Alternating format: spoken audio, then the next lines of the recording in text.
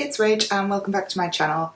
If you are new here, make sure that you hit the subscribe button down below so that you can keep up to date with all my videos. So it's an impromptu video today, which is why we're in my kitchen, which is why you're going to hear James in the background. He's just in his playpen, having a lovely time. I wanted to jump on and make this video today because I am, to be quite frank, fed up.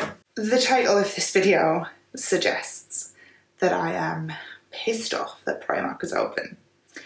Well, it's not so much that. I'm annoyed that other things haven't happened either before that or as well as. I'm annoyed that once again money comes before people, and people with chronic illnesses and people with disabilities have once again seemingly been forgotten. The government are so worried about money and the economy, which obviously is incredibly important, but they've actually forgotten there's a whole host of other things that the people are really struggling with and that still aren't happening. I have PTSD from a traumatic birth. I have been struggling a lot with my mental health since the birth of my son 7 months ago. I'm in specialist counselling for that with a psychologist who specialises in trauma and maternal mental health as well. And those counselling appointments have had to be over the phone. I'm struggling having those appointments by telephone because trauma work over the phone is difficult. It's the kind of intensive therapy that needs you to be sat face to face. You need to be reading body language, tone of voice, expressions, all those things. It's so much more difficult to do by the phone. I know we have video chat and things, but really it's just not the same. So as much as I'm grateful that I've still had some level of support throughout lockdown for my mental health, it's not been the kind of support really that's going to help me kind of move on and heal from the things that have happened. That's going to come after when we can have face-to-face appointments.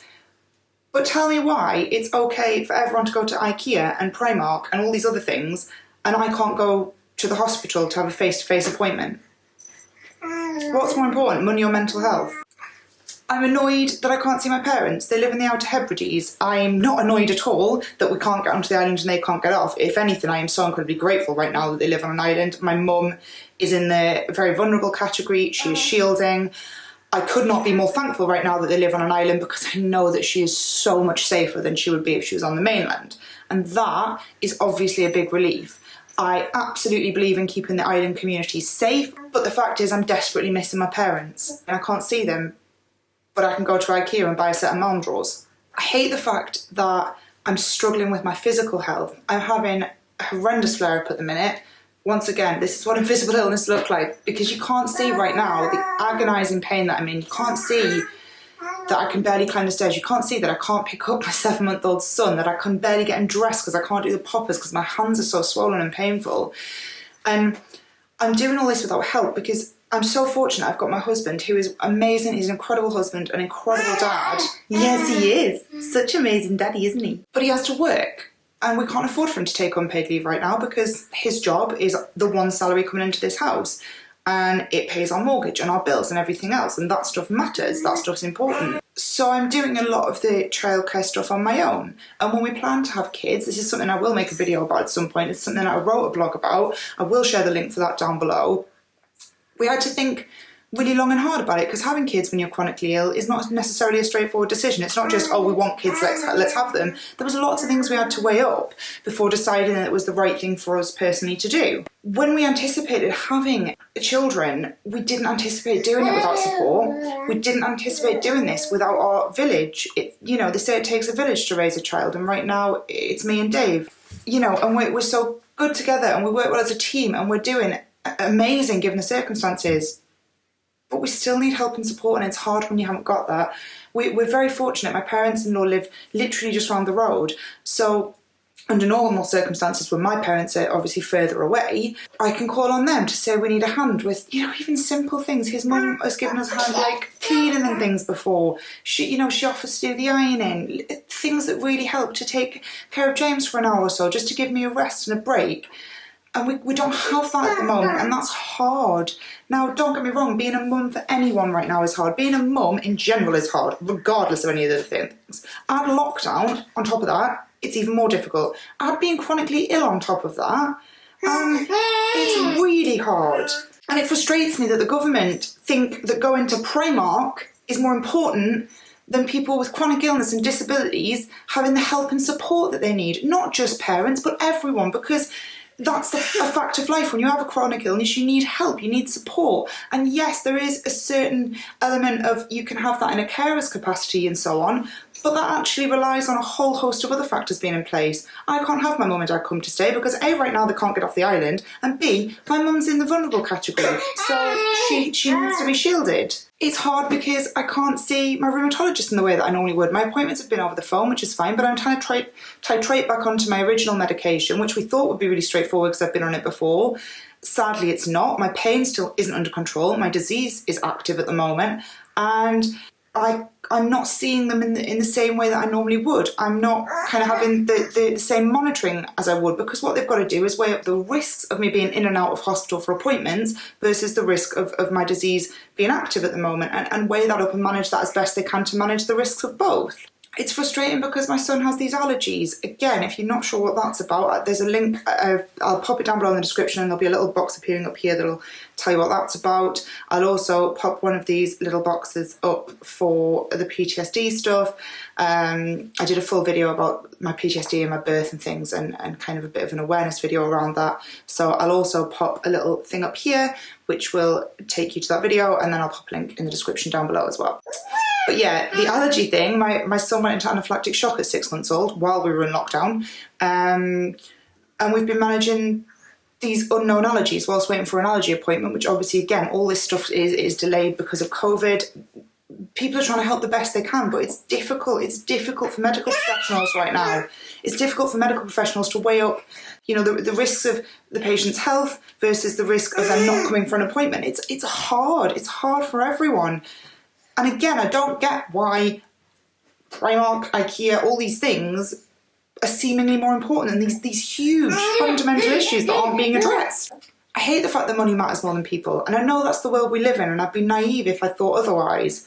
And I get the economy, it's going to be hard, there's going to be a recession. I know the government right now, as much as I don't like them or agree with them on anything, that's my personal politics, that's just my personal opinion. I know they've got a very hard job right now though, and I'm not going to sit here and think that it's easy. It's not, and I get that they're weighing up a million different things, and that must be incredibly difficult. But the fact of the matter is, what I'm hearing from people in the chronic illness community in particular is we feel once again forgotten about. Lockdown is our normal. What people have experienced for the last few months has been what people with chronic illness experience every single day, because we aren't able to go out to work, a lot of us, or we had to give up careers that we loved and we were stuck at home. We lost that social element. We can't go out and about whenever we want to. We can't always see family and friends. We can't just nip to the shops whenever we feel like it. There's so many things about lockdown that it actually just reflects normal life for people with chronic illness. And this is a hashtag campaign that CISFA are running at the moment. If you're not sure who CISFA are, I'll pop a link for that down below as well. They're an amazing charity. They support people with chronic illness. They're just wonderful. But they're running a campaign at the minute called Lockdown is My Normal. It's a hashtag trending on social media, so look into that if you're able to. To try and raise awareness of the fact that people with chronic illness, this is our normal. And now the whole world's starting to go back to their version of normal. And I guess maybe I thought there'd be a little bit more compassion. I thought there'd be a little bit more understanding. And regardless of what's happening with the economy, a whole group of people feel forgotten about again. And it hurts when people don't understand that. It hurts when people don't consider that.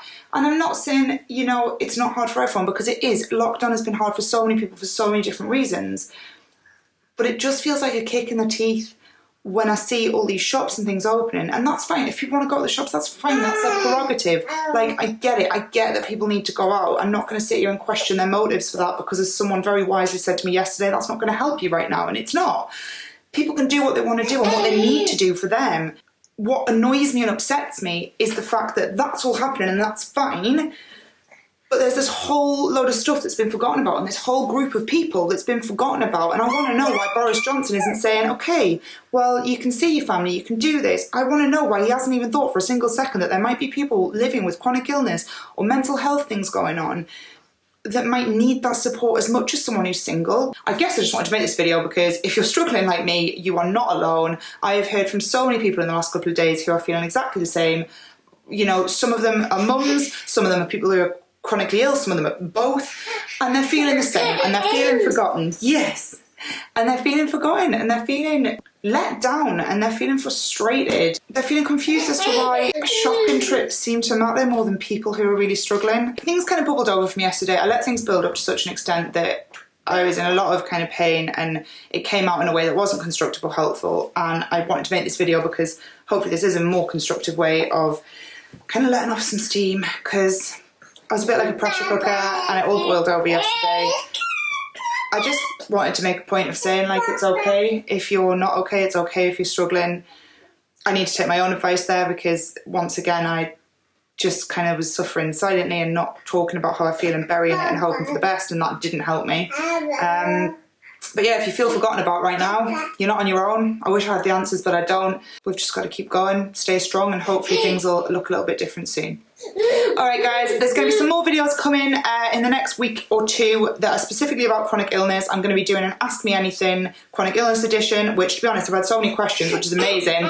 It's going to end up being in a couple of parts. I've got a really important video coming out about men's mental health, in particular paternal mental health. So I'm really excited about some of the videos that are coming out. They will be a little bit more organised than this one. I want to jump on and be honest, because why not? If you haven't already, make sure that you hit the subscribe button down below, and I will see you soon. Bye.